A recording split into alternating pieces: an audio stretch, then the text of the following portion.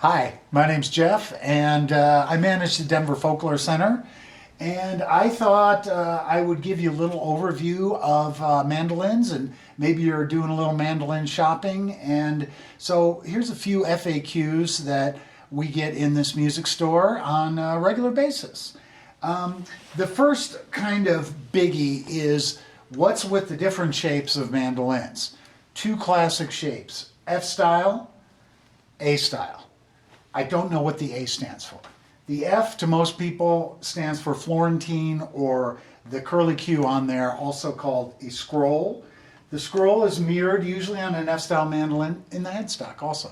Purely a cosmetic thing. This, however, is not cosmetic. That is a different construction technique that gives it its own sort of tone for an F-style mandolin compared to an A-style. This is a classic A-style, quite affordable instrument. We sell the lower mandolin as one of our favorite kind of starter mandos. They're in the roughly $350 range. Very decent mandolin. Notice we've got the oval shape here, or teardrop it's sometimes called. So A-style, F-style. All F-styles are not going to sound the same. All A-styles are not going to sound the same. When you get into a well-made mandolin, though, there are going to be some typical things you'll find in an F-style versus an A-style. One of them is more power up the neck on an F-style mandolin. And this becomes important for a lot of bluegrass players. And what I mean by that is if you're playing chords up the neck here, so you don't have a whole lot of string length. I mean, look at that. That's less than a foot of string length. You want as much power as you can get on these chords. And F-styles are known to deliver that. Also, notice where the neck joins the body. We've got a lot more room to move up the neck also. So that is, that's also part of a modern mandolin, usually a little more accessible on an F-style mando. Okay, let's touch on sound holes.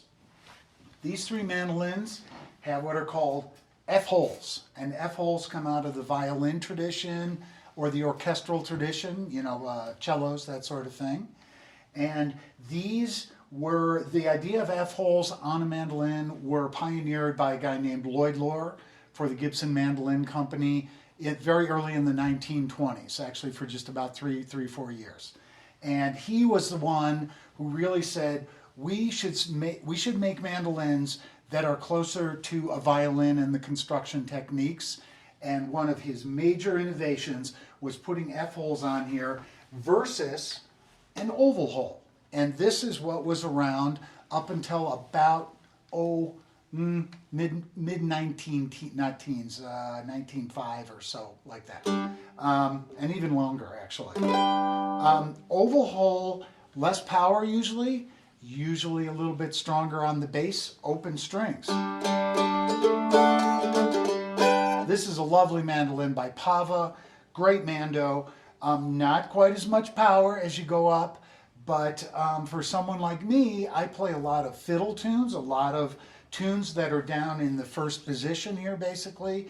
I love to chord with open chords too, and I get really good resonance, really good response from the bass end on something like this. This, to me, it's a little closer to an old Gibson A style with an oval hole, and this is just a lovely mandolin. But we're speaking in generalities. The generality is oval hole is going to be a little deeper on the open strings or in the first position. F-style or F-holes are going to be a little brighter, a little punchier, a little more power, basically, particularly when you go up the neck. So let's talk a little bit about prices and different features you might find at the different levels of pricing. I'm going to start right here. This one I had before. This is built by a company called The Loar. And this is about where we start price-wise, roughly in the $350 range. This instrument, let's talk construction. Solid top made out of spruce, laminate back and sides. Laminate is great for toughness, but doesn't resonate as well as solid woods. The other mandolins I have here, these other three, these are all solid woods. The next model I'd like to show you is one step up on the kind of price ladder. And that would be this Eastman MD305. One of the big differences here is this is an all solid wood instrument. Solid spruce top, solid maple on the back and sides. Also a big difference in construction and price, this is in the 500 range, is this is a carved top and a carved back. What carved means is they take a thicker piece of wood and they carve it into this bowl shape. So they're able to vary the thickness of the woods from the middle to the edges, usually a little thinner on the edges, a little thicker in the middle. Carved top, carved back also.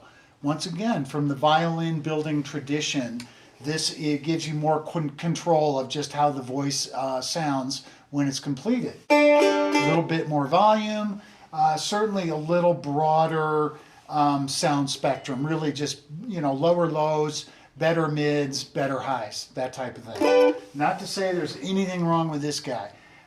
Remember, first thing about any instrument, stringed instrument playability, what's the setup? This is why you come to a small shop, because every instrument here has been touched by 2 or 3 of us, making sure everything's good.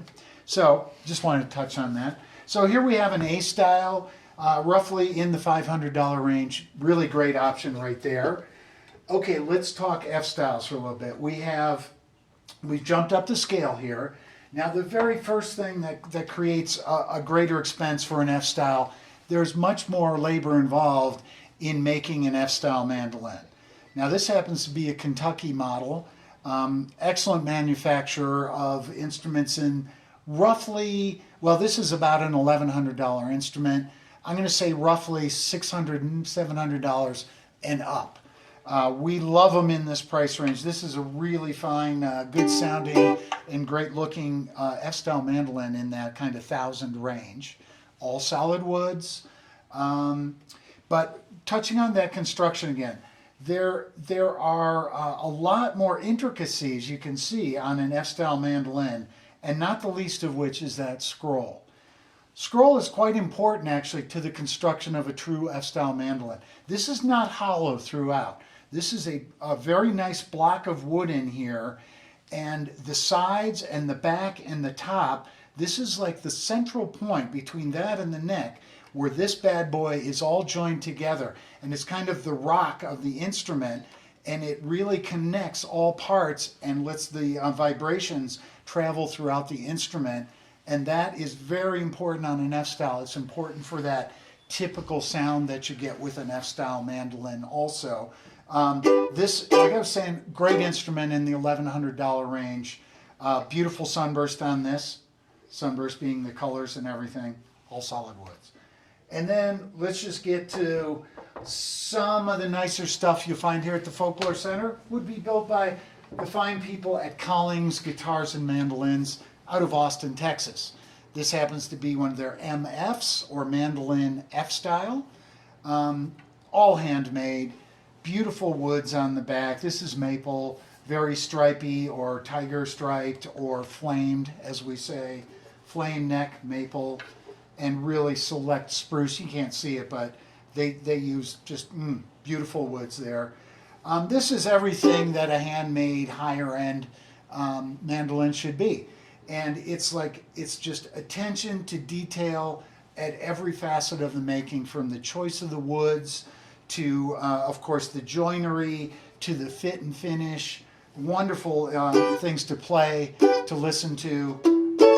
It's just going to be incrementally sweeter tone, a little bit louder, just a little bit cleaner all the way around. But we are talking, increments between all these instruments, like any instrument. So, anything that fits in your budget, you're going to get a good mandolin for anything from the $350 range up. But it's as you go up that ladder, as you know about anything in life, you can really kind of break the bank if you want, and it can be a lot of fun too. So that's a Collings MF, and this bad boy, it's just beautiful, beautiful instrument.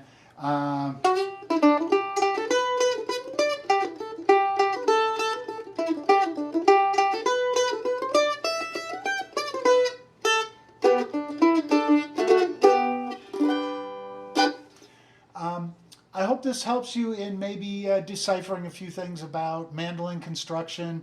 And if you're kind of in the market, you know where you can call or come to ask any questions. That'd be the Denver Folklore Center. Thanks for watching.